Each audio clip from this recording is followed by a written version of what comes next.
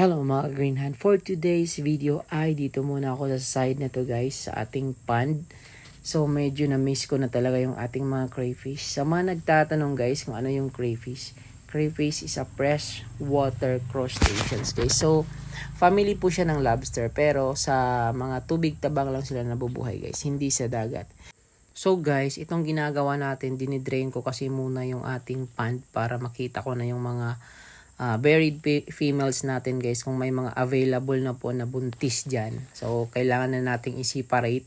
At the same time guys, nagtitreat din tayo kasi medyo may mga parasite na sa ating mga crayfish. Kailangan ko na silang matreat guys para hindi sila mamatay, baka hindi na kasi sila kumain, yan, mabansot, yan, marami pang mga factor na pwede ding mangyari.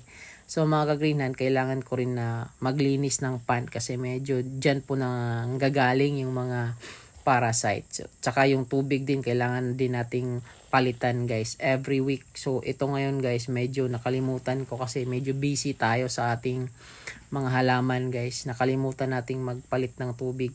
Every week sana tayo nagpapalit pero ngayon yung nangyayari siguro isang buwan na to hindi natin napalitan. So for now dito muna ako guys kasi nga nagwo-worry na din ako sa ating mga crayfish. Alam nyo mga kagrinhan, kung meron kayong pond dyan, kahit anong pond, so pwede nyong gamitin po yung tubig na nagamit nyo dito sa mga pond nyo. Pwede nyong pangdilig yan mga kagrinhan kasi nga matabayan, so parang fertilizer na rin siya.